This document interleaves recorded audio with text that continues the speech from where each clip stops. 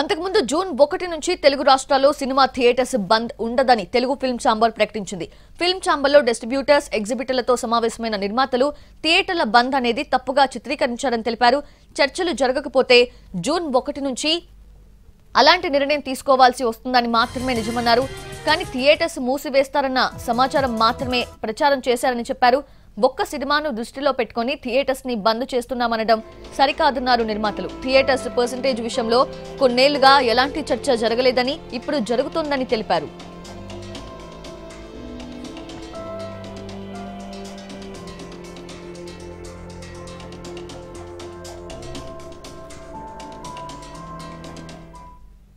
ఈ నెల 30న executive committee meeting లో అన్ని సెక్టార్స్ ని పరిగణలోకి తీసుకుని సమస్యపై ఒక కమిటీ వేస్తామని ప్రొడ్యూసర్స్ అన్నారు. తమ సమస్యలను తామే పరిష్కరించుకుంటామని ఒక కంక్లూజన్ కు వచ్చారు. ఇప్పటికే పైరసీ, ఓటీటీ రూపంలో ఆడియన్స్ థియేటర్స్ కి రావడం చాలా తగ్గిందని, ఈ క్రమంలో థియేటర్స్ మూసివేత మంచి ఆలోచన కాదని అందరూ అభిప్రాయపడ్డారు.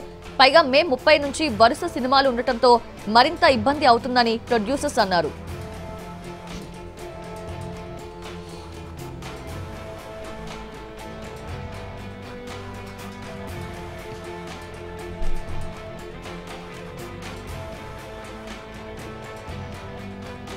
సమస్య పరిష్కారం అయినప్పటికీ పవన్ సినిమా రిలీజ్ ముందే ఇలా జరగడం ఏంటని ఏపీ ప్రభుత్వం ఇష్యూని సీరియస్ గా తీసుకుంది.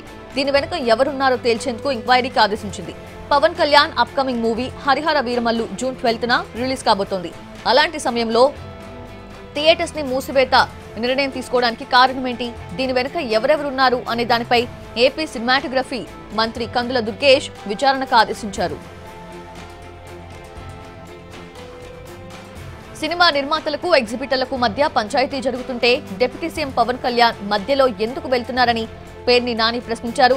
గతంలో అందరికీ సినిమా టికెట్స్ అందుబాటులో ఉండాలని ఆనాడు జీవో తీసుకొస్తే పవన్ ఏం మాట్లాడారో గుర్తుకు తెచ్చుకోవాలని సూచించారు.